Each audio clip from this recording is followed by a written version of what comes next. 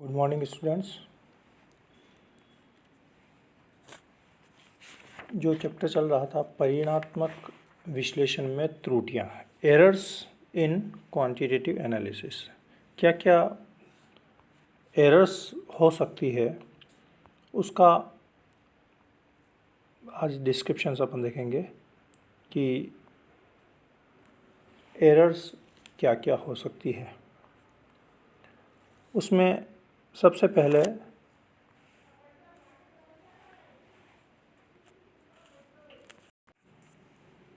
इनमें जो कुछ त्रुटियां हैं उन त्रुटियों का आज हम वर्णन करेंगे। उसमें सबसे पहले त्रुटियों के प्रकार, त्रुटियों का वर्गीकरण, क्लासिफिकेशन ऑफ द एरर्स। पहली इसके अंदर है निर्धारित त्रुटि, जो फिक्स है,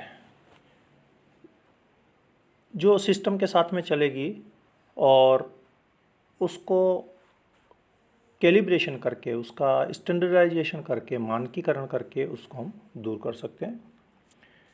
निर्धारित त्रुटि, determine. Indeterminate error, second one, अनिर्धारित त्रुटि। और तीसरी है इसके अंदर आकस्मिक त्रुटि, एक्सीडेंटल एरर। इनको हम देखते हैं कि ये कहाँ कहाँ से हमारे पास में आ सकती है। सबसे पहले हम देखते हैं निर्धारित त्रुटि, जो फिक्स है। ये निर्धारित त्रुटि किसी इंस्ट्रूमेंट की वजह से हो सकती है, किसी माप की वजह से हो सकती है। जो हम वेट कर रहे हैं उस वेट में जो जहाँ से, जिस कंपनी से आया है, जिस फैक्ट्री से आया है, वहीं से उन्होंने उस वेट में एरर कर दी है, इंस्ट्रूमेंट में एरर कर दी है, वो इस हेडिंग के अंदर आएगी, जिसका वर्गीकरण यहाँ नीचे दे रखा है। ये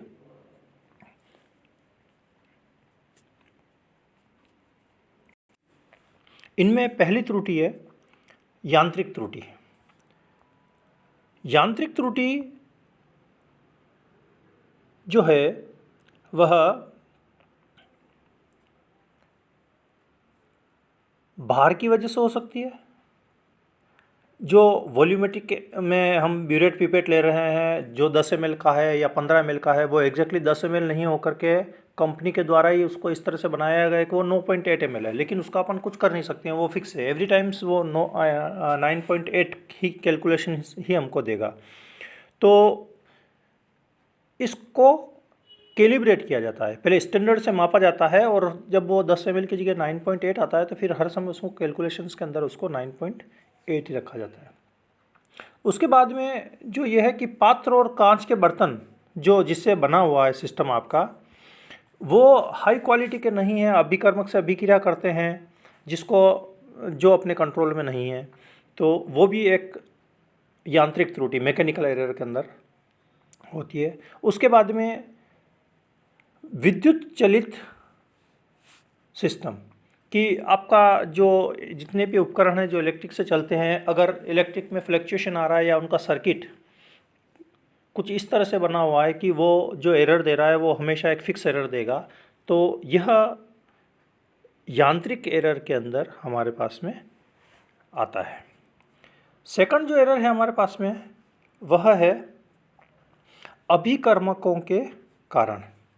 अभिकर्मक में क्या होता है कि जो केमिकल बना हुआ है कंपनी से, वह हाई ग्रेड का नहीं हो, वह हाई ग्रेड का नहीं हो, तो जो परसेंटेज है उसके अंदर, वो उसके परसेंटेज क्या होंगे, कम होंगे।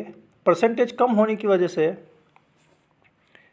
जो केमिकल अपन यूज़ में ले रहे हैं, वो केमिकल अगर 100% नहीं है तो रिज़ल्ट हमेशा गड़बड़ आएंगे। इसलिए यह एडवाइजेबल रहता है कि AR ग्रेड केमिकल काम में लिया जाता है। एनालिटिकल रिएजेंट AR ग्रेड कहलाता है। AR ग्रेड हमेशा शुद्ध माना जाता है, उसको भी कैलिब्रेट किया जाता है पहले, ठीक है। क्वालिटेटिव के लिए LR ग्रेड लेते हैं, लेबोरेटरी ग्रेड, और क्वांटिटेटिव के लिए AR ग्रेड को काम में लिया जाता है, ठीक है। तीसरी तरह की जो हमारे पास में एरर है वह है क्रियाकारी त्रुटि। क्रियाकारी त्रुटि स्वयं विश्लेषक के द्वारा होती है। ये दो प्रकार की होती है, निकाय यंत्र, ये सब तो त्रुटि अपन ने देखी, लेकिन जब कोई ऑब्जर्वर इसको काम में कर रहा है तो केमिकल डालते समय कुछ केमिकल बाहर गिर गया, या कुछ केमिकल ऐसा डाला कि इफरवेंस तेज़ निकली और कुछ उसमें से इल्यूकेंट बाहर गिर गया, पदार्थ बाहर गिर गया, गलत माप कर रहे हो, अवक्षेप को ज़्यादा गर्म कर दिया, ये कुछ जो टेक्निकल चीज़ें हैं जो प्रायोगिक मापदंड से आप आगे जा कर के करते हो, टेम्परेचर वगैरह मेंटेन नहीं करते हो, तो यह एरर डेवलप करता है। उसके बाद में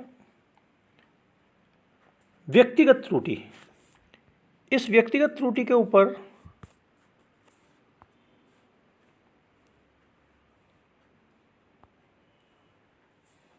किसी का भी कंट्रोल नहीं होता है, यह स्वयं के द्वारा की जाती है व्यक्तिगत त्रुटि। ये व्यक्तिगत त्रुटि में 3-4 हेडिंग्स में हम इसका डिस्कशन करेंगे कि व्यक्तिगत समीकरण मतलब कि उसकी शारीरिक अयोग्यता है, वह थोड़ा सही नहीं देख सकता है, या अंतिम बिंदु के ऊपर कलर का पहचान नहीं कर सकता है, ये ऑब्जर्वर की ड्यूटी है, त्रुटि है उसमें। तो ऑब्जर्वर का इससे बढ़िया वो प्रेडिक्शन ले नहीं सकता, क्योंकि हर बार ये एरर उसकी करता ही रहेगा। सेकंड है कि आयतन मापन में त्रुटि, कि जब वो इल्यूकेंट पीपीटी से खींचता है या देखता है तो उसमें वो उसको बराबर नहीं करता है, तो हर बार में वह त्रुटि उसके साथ में मल्टीपल होती जाएगी। इसी तरह की तोलने में त्रुटि, वह बार बार सही नहीं तोल रहा है, तुला को संतुलित नहीं कर रहा है, सूक्ष्म वाटों का प्रयोग नहीं कर रहा है, ठीक है, तो ये त्रुटि उसके अंदर आएगी। और विश्लेषक के अनुभव की त्रुटि, जो कि हम देख ही रहे हैं कि जो स्टूडेंट्स को हम इसीलिए प्रैक्टिस करवाते हैं कि प्रैक्टिस कर कर के वह सभी उपकरणों का, पिपेट का, टेस्ट ट्यूब का यूज़ करना सीख ले, ताकि जब सही माप किया जाए तो वह उसके पास में उसका अनुभव हो। उसके बाद में मनोवैज्ञानिक त्रुटि। मनोवैज्ञानिक त्रुटि के अंदर ऑब्जर्वर पहले से ही मान लेता है कि मेरी रीडिंग 11.6 के आसपास ही आएगी, तो वो 11.6 के आसपास ही उस रीडिंग को लाने की कोशिश करता है। तो वो एक पहले से अपना माइंड सेट कर लेता है कि मेरे को तो इसके आसपास ही मेरा एंड पॉइंट लाना है, तो वो नहीं आने के बाद भी वो गलती करता है उसके अंदर। फिर एरर इन मेथड, कि जो मेथड एडॉप्ट करना है वह मेथड एडॉप्ट नहीं करता है, और जो प्रायोगिक मेथड है वो केमिकल को ए को पहले डालना है, बी को बाद में डालना है, तो वो उस क्रम को सही नहीं रखता है, तो यह भी इसके अंदर एक एरर का करती है। उसके बाद में जो एरर हमारे पास में आ रही है वह है योगात्मक त्रुटि। योगात्मक त्रुटि माप में उपस्थित अवयव की मात्रा पर कोई प्रभाव नहीं पड़ता है, ठीक है। इसके अंदर जैसे कुछ केमिकल एक दूसरे से अभिक्रिया करते हैं, जैसे क्रूसिबल को गर्म किया जा रहा है और उसके साथ उसके भार में कमी आनी, क्रूसिबल को अच्छी तरह से ठंडा नहीं करना, तो ये एड बार बार उसके अंदर जाती रहेगी। और उसके बाद में है अनुपातिक त्रुटि। अनुपातिक त्रुटि को योगात्मक त्रुटि से पृथक करने के लिए अवयव की मात्रा का माप पर प्रभाव देखना होगा। यदि माप का मान उपस्थित अवयव की मात्रा पर निर्भर करता है तो यह त्रुटि अनुपातिक त्रुटि होगी, और यह इस फार्मूले के द्वारा देखी जाती है, ठीक है स्टूडेंट्स। तो ये थी निर्धारित त्रुटि, और इसके बाद की जो त्रुटियां हैं उसका वर्णन आगे के लेक्चर्स में किया जाएगा। Thank you.